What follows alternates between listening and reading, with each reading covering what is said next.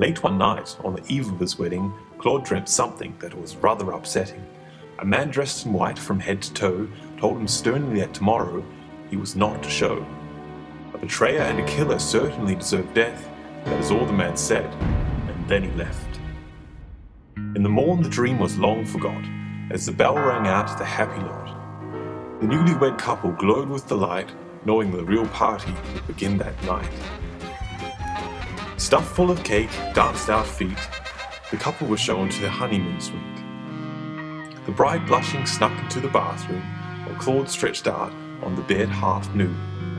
But all of a sudden Claude jumped with fright, as at the end of the bed a man stood dressed in white. Just who was this vindictive ghost? Why, none other than Maud, his late brother and host. Claude and Maud were once the closest of friends, so close that they actually were attached at both ends. The people in town used to laugh and jeer, especially Bobby, a mean girl with a nasty sneer. So the young brothers mostly kept to themselves, in their house on the hill where lived no one else. But slowly the taunting wore them down, so they visited a travelling doctor currently in town. The operation was lengthy and the procedure complex. Sadly, Maud didn't make it through the whole process. Claude was heartbroken and Bobby felt bad, knowing she was responsible for a death so sad. From that day on she changed her ways, vowing only to speak kindly to her dying day. Claude pleaded with Maud, insisting Bobby was now kind, but he wouldn't hear of it, for he'd made up his mind.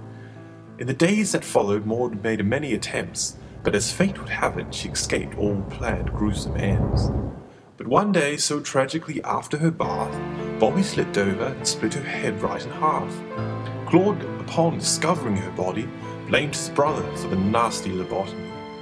After staying up half the night in bed, wondering how to kill the dead, he resolved the next day to meet the mysterious man who would surely come up with the most cunning plan. After telling his tale to the strange hooded figure, who just nodded now and then, thought over and considered, Claude summed up by saying what he wanted to know most is, what have you got that could kill a ghost? If your brother still lingers around because of you, one's soul can't be easily split in two. But if I were to attach you once again, you and you only could sever the chain. So Claude tricked his brother, claiming forgiveness. In Maud's lust for life, he didn't see his blindness. The mysterious man toiled through the night until the two brothers were reunited side by side. Aha, I fooled you, Claude laughed to Maud, and pulled out the knife with which he had bought. One more breath is all Maud got, as the knife plunged into him burning hot. But soon the smile was wiped from Claude's face, as he too felt the blood drain from his case. He looked at the hooded man, feeling cheated and hurt. He pleaded with him, why didn't it work? You souls are separately now in two parts, but you forgot that you don't have a heart. So long, young friend, and remember what Confucius says, before you embark on a journey of revenge, dig 2 graves.